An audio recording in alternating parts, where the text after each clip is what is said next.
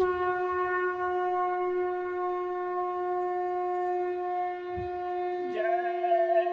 गुरुदेव। जय गुरुदेव।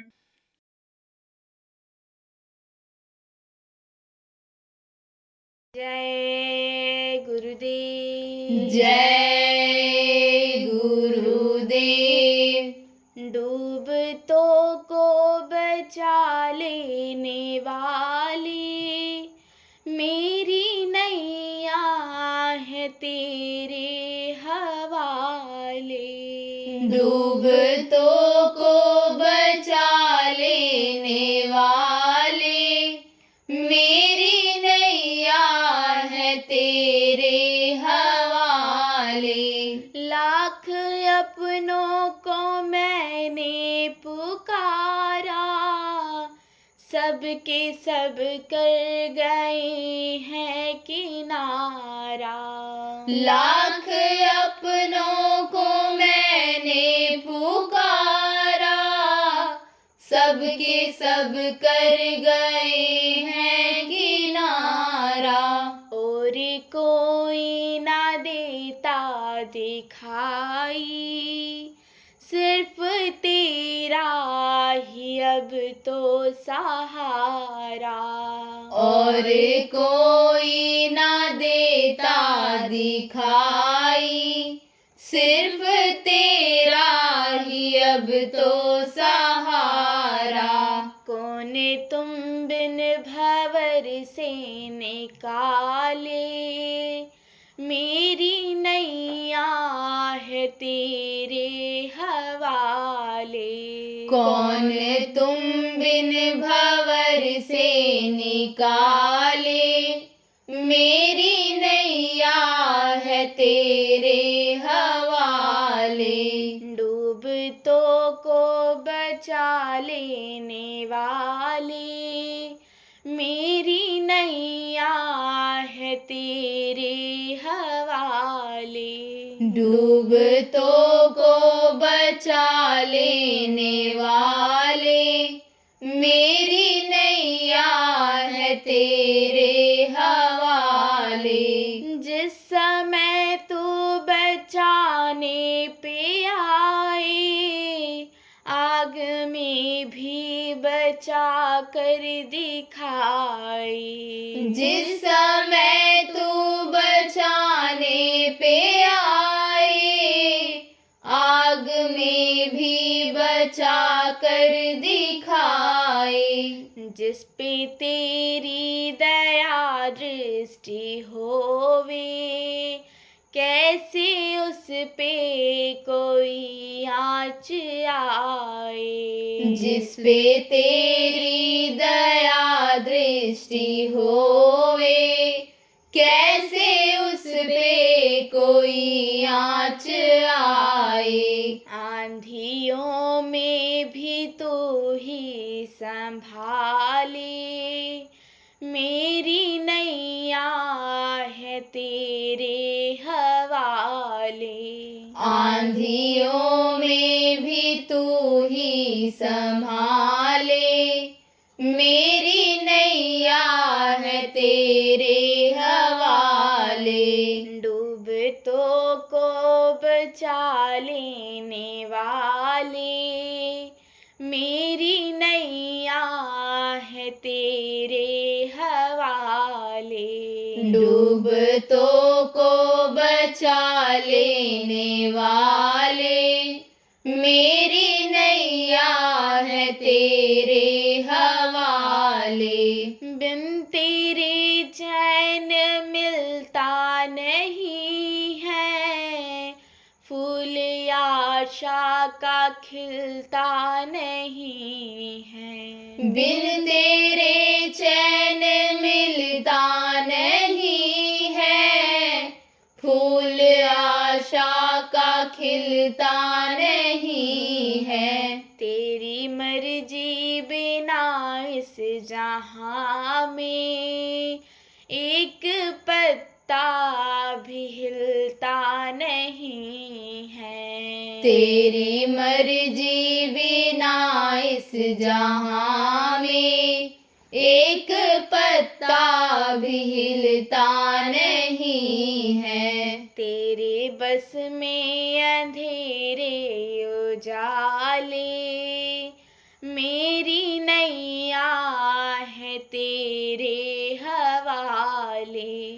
तेरे बस में अंधेरे उजाले, मेरी नैया है तेरे हवाले। डूबतों को बचा लेने वाले, मेरी नैया है तेरे हवाले। डूबतों को बचा लेने वाले, मेरी नैया है तेरे हवाले। जय गुरुदेव। जय गुरुदेव।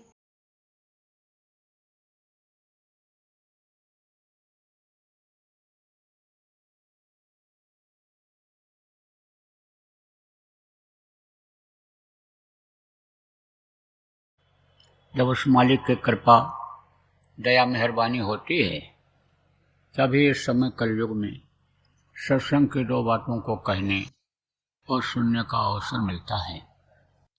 क्योंकि इस समय पर देखो कलयुग का जोर चल रहा है।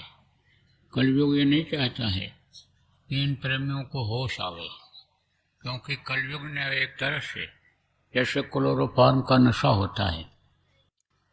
देखो ऑपरेशन कराने के लिए लोग जाते हैं तो वो कुछ सूंघाते हैं ऐसे, तो बेहोश हो जाता है, तो बेहोशी में काट पीट देते हैं, पता नहीं चलता है।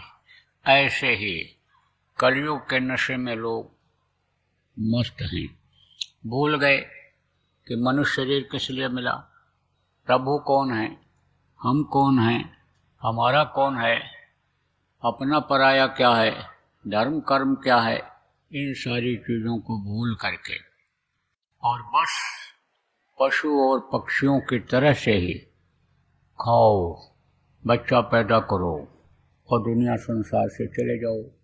बस यही इतनी जानकारी लोगों को हो पा रही है।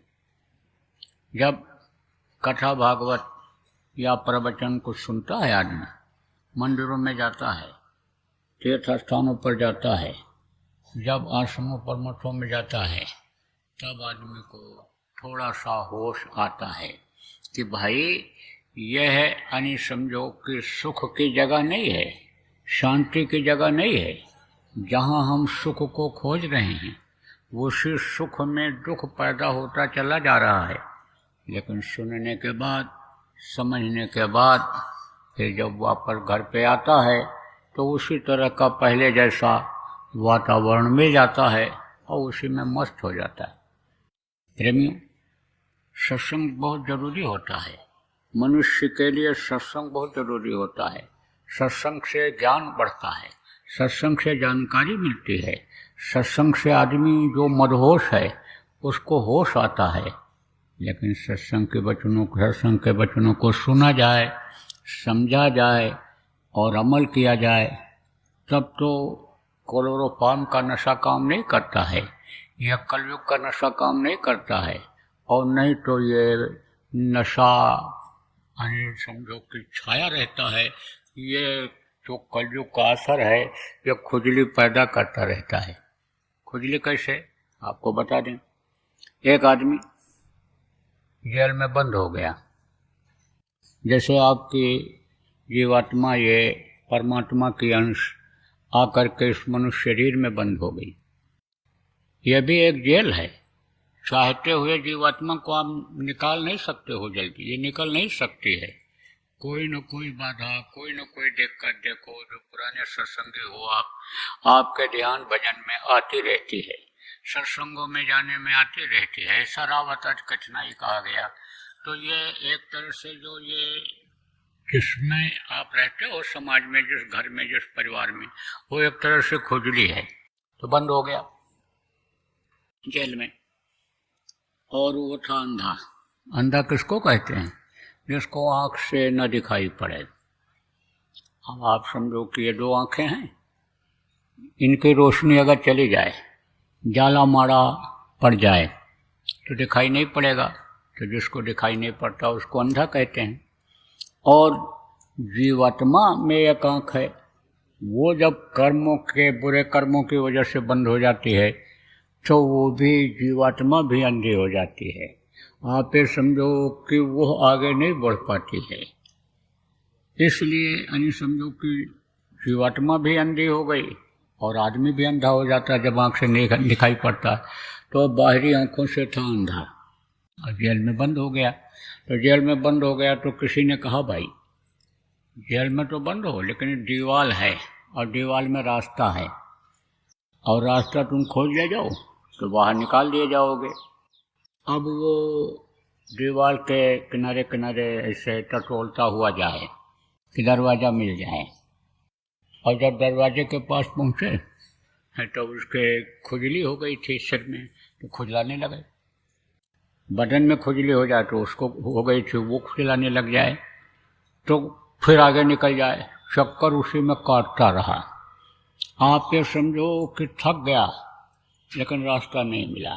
ऐसे आदमी यानी समझो कि रास्ता न पाने की वजह से फिर इसी में रह जाता है, जैसे वो जेल में बंद हो गया।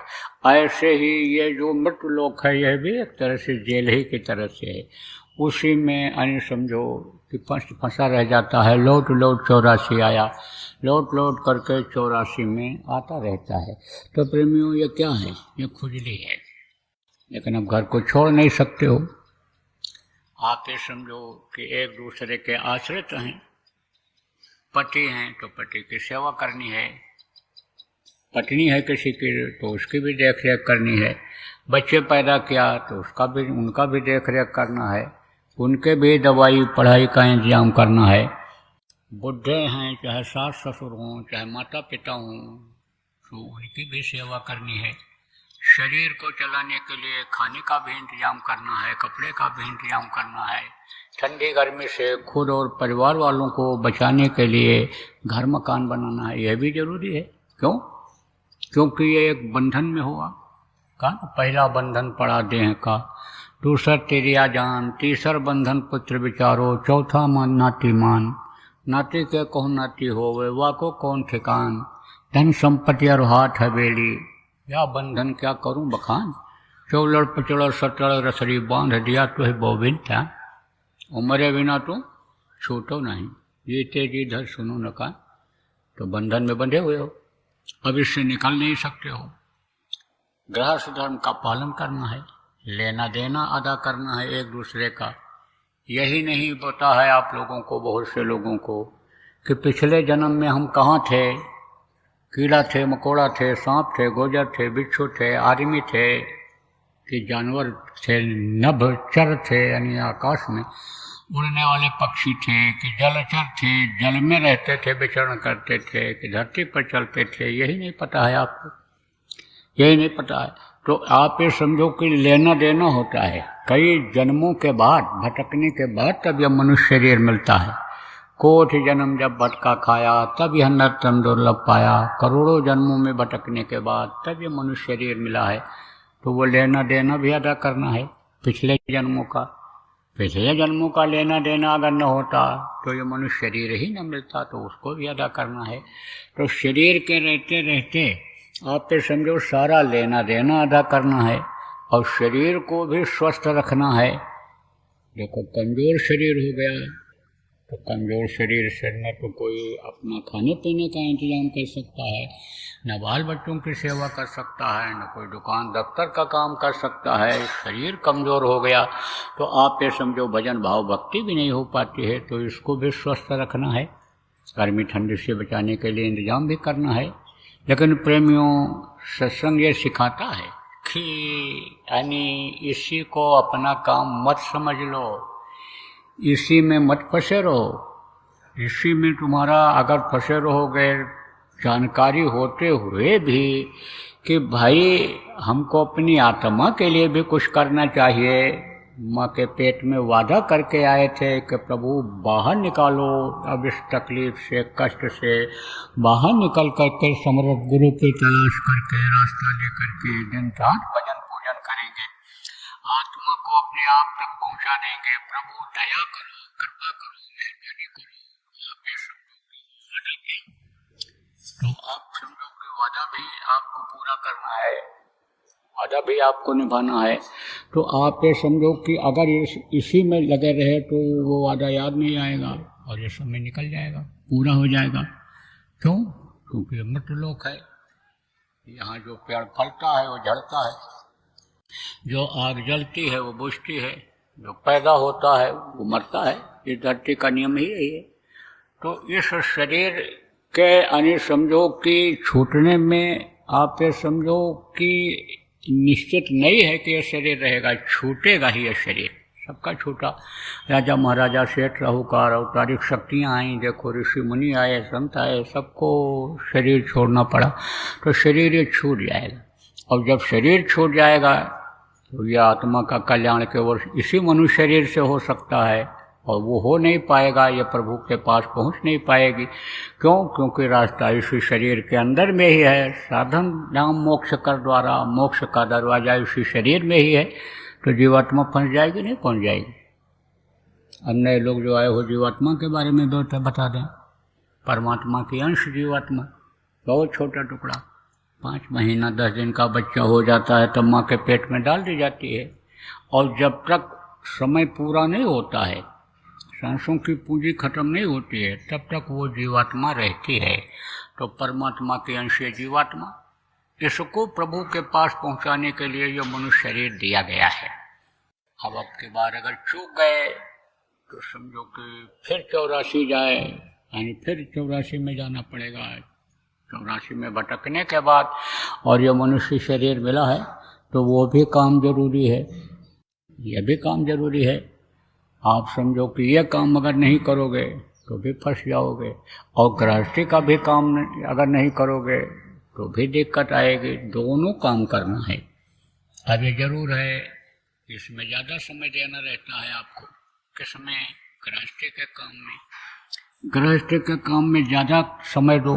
24 घंटे का समय है तो 22 घंटा समय इसके लिए दे दो आप, लेकिन 2 घंटा समय अपनी आत्मा के लिए तो निकालो, और नहीं तो 84 में जाना पड़ेगा। कीड़ा मकोड़ा, सांप, गोजर, बिच्छू, ये जलचर, नभचर, थलचर, ये जो होते हैं इन्हीं योनियों में जाना पड़ेगा।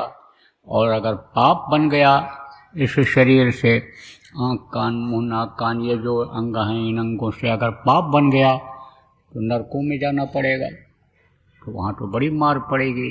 इसलिए वहाँ के लिए भी कुछ करो कि जैसे से उससे छुटकारा हो जाए, 84 से छुटकारा हो जाए, नरकों से छुटकारा हो जाए, और ये जीवात्मा परमात्मा के अंश जो आपके शरीर को चला रही है इस प्रभु तक पहुँच जाए। प्रेमियों, यह कब संभव होता है? कि जब कोई जानकार मिलता है, रास्ता बताने वाला मिलता है। जैसे देखो माता पिता मिलते हैं बच्चे को, तो उठना बैठना, तौर तरीका, खाना पीना, सोना, लेटरिन जाना, मुँह धोना, नहाना सिखाते हैं। मास्टर जी होते हैं, पढ़ाते हैं ABCD, काका गागा, हिंदी, अंग्रेजी, उर्दू, फारसी, संस्कृत, ये सब पढ़ाते हैं। जब मास्टर जी मिल जाते हैं, जैसे मास्टर मिलते हैं वैसे उसको पढ़ाते हैं। आप ये समझो जैसे दुनिया की ये विद्या सिखाते हैं, ऐसे आध्यात्मिक विद्या के जब जानकार समर्थ गुरु होते हैं वो मिल जाते हैं, शब्द भेदी गुरु मिल जाते हैं, तब ये जो सूरत के सामने, जीवात्मा के सामने अंतःकरण में कर्म जमा हैं, जो मैं जमा है वो गंदगी हटती है, तो इस अंधकार से प्रकाश की ओर रोशनी वो बढ़ती है, और समझो कि आगे बढ़ जाती है शब्द को पकड़ करके। नहीं तो शब्द के बगैर सूरत आंधेरी, कहो कहाँ को जाए, द्वार न पावे शब्द का, पुन भटका खाए। आप में समझो ये भटकती रह जाती है। तो वो शब्द भेदी गुरु होना चाहिए, रास्ता बताने वाला होना चाहिए। देखो गुरु बहुत तरह के होते हैं। आप समझो जैसे ये बताया आपको, माता पिता भी गुरु हैं। आप समझो जो ये पेड़ पौधा, गाय बैल भैंस की पहचान कराते हैं वो भी गुरु हैं। काका गागा पढ़ाते वो भी गुरु हैं। कान फूंकने वाले भी गुरु होते हैं। कंठी बांधने वालों को भी गुरु कहा जाता है। बहुत तरह के गुरु होते हैं।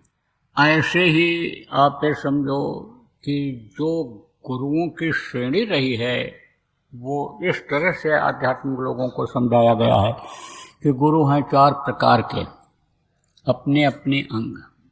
गुरु पारस दीपक गुरु, मलयागिर गुरु भृंगर। गुरु पारस यानी समझो गुरु हैं 4 प्रकार के, अपने अपने अंग। गुरु पारस दीपक गुरु। गुरु पारस, पारस किसको कहते हैं? पारस पत्थर होता है, उससे अगर लोहा छुआ दो तो सोना बन जाता है। गुरु पारस दीपक गुरु, रास्ता बताने वाले गुरु होते हैं। कहाँ का रास्ता? जैसे बताया, जिसको जहाँ की जैसी जानकारी होती है वैसा रास्ता बताता है। देखो, अनपढ़ बाप भी अपने बेटे को खाना, उठना, नहाना धोना ये सिखाता है, लेकिन वो गुरु जो होते हैं वो पढ़ाई जो कराते हैं, पढ़ा लिखा करके योग्य बना देते हैं, कमाने खाने लायक बना देते हैं। ऐसे गुरु पारस दीपक गुरु, रास्ता बताने वाला गुरु होता है। कहाँ का रास्ता? जहाँ तक कि उसकी जानकारी होती है। परलोक बनाने का रास्ता, लोक बनाने का रास्ता, यानी दुनिया की ये चीज़ें जिनके लिए आदमी दौड़ता रहता है आसानी से मिल जाए तो वो रास्ता जिसको लोक बनाना कहते हैं, और परलोक बनाना उसको कहते हैं स्वर्ग वैकुंठ। तो उससे भी ऊपर लोकों में जो जाना बता देता, सिखा देता है, यानी समझो वो भी गुरु होता है। तो दीपक गुरु और मलयागिर गुरु भृंग। आप ये समझो कि मलयागिर चंदन होता है, मलयागिर चंदन होता है, बड़ी खुशबू उसमें होती है, चंदन में खुशबू आप होती है, मस्त हो जाता है आदमी।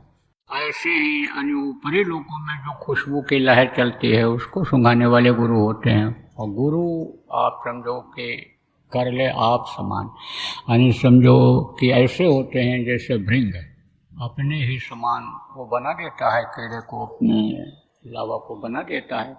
तो आप ये समझो ऐसे भी गुरु होते हैं। तो आप समझो कि यह हर तरह के गुरु इस धरती पर मौजूद रहते हैं, हमेशा रहें। गिरी बदरिया पाप की, बरस दई अंगार, संत न होते जगत में, जल मरता संसार। आप समझो वो संभाल करते रहते हैं। कभी जब अत्याचार, पापाचार, दुराचार कम रहता है, एक जगह बैठ करके संभाल करते रहते हैं। जब आप ये समझो कि अत्याचार, पापाचार, दुराचार ज़्यादा बढ़ता है, घूम घूम करके लोगों को समझाते हैं। हैवान से आप ये समझो कि समझा करके इंसान बना देते हैं। जिसकी आदतें बिगड़ गईं, जो मनुष्यता से अलग हो करके यानी दुष्टता धारण करके राक्षसी प्रवृत्ति में आ गया, उसको भी समझा करके सुधार देते हैं। देखो कितने लोगों को सुधार दिया, अंगुलमाल और वाल्मीकि जैसे डाकू को सुधार दिया। तमाम ऐसे उदाहरण मिल रहे हैं। अपने गुरु महाराज प्रेमियों, जिनको बाबा जय गुरुदेव जी महाराज लोग कहते थे, बाबा जय गुरुदेव जी महाराज के नाम से जो जाने जाते हैं, उन्होंने कितने बुरे लोगों को सुधार दिया समझा करके। यह मन है, मन के समझ में जो आ जाए वही मन यह करने लगता है। कोई पापी आदमी मिल गया, कोई दुष्ट आदमी मिल गया, कोई आप समझो चोरी चकारी करने कराने वाला, खून कत्ल करने वाला बेविचारी आदमी मिल गया और समझा ले गया आदमी को, तो वो उसकी टीम में भर्ती हो जाता है और वैसा ही करने लगता है।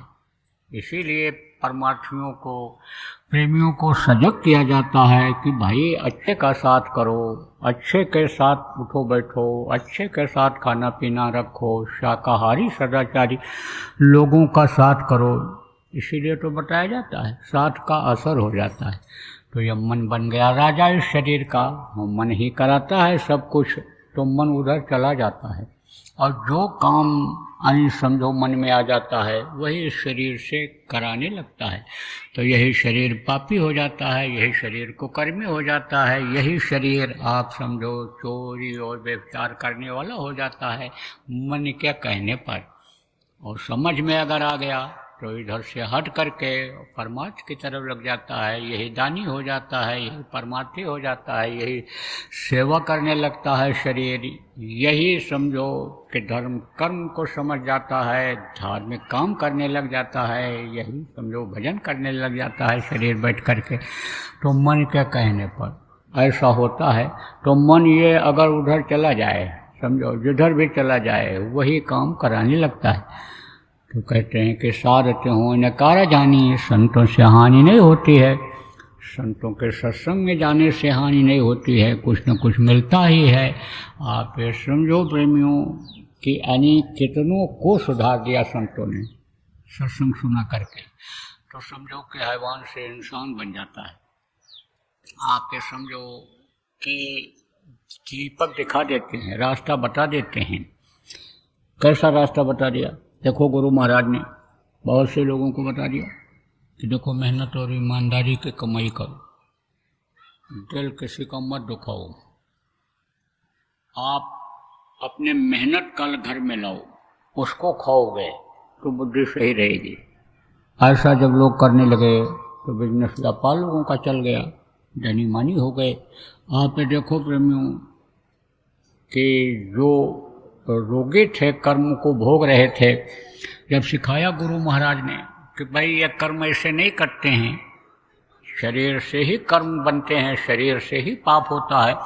तो जब परमार्थी काम करोगे, जो भटक रहे हैं उनको रास्ता बताओगे, जो एकदम बारूद के ढेर पर खड़े हो रहे हैं कि कभी भी आग लग जाए और ख़त्म हो जाए, यानी जो बिल्कुल मौत के कगार पर खड़े हैं, थोड़ा सा धक्का लग जाए और 1000 फुट नीचे यानी चले जाएं, पहाड़ से गिर जाएं नीचे, उनको समझाओ, उनको बताओ, उनका खान पान सही करो, उनको शाकाहारी नशा मुक्त बनाओ, उनको यानी भगवान के बारे में बताओ, मौत के बारे में बताओ कि भाई मौत पता नहीं कब आ जाए, इसलिए तुम इसी पेट के लिए ही करने में मत लगे रहो, खाने पीने मौज मस्ती में ही मत लगे रहो, कुछ अपना भी काम बनाओ।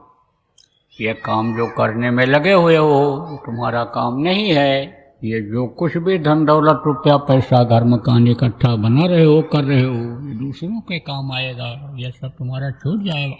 यहाँ के कोई भी चीज साथ तुम्हारे नहीं जाएगी।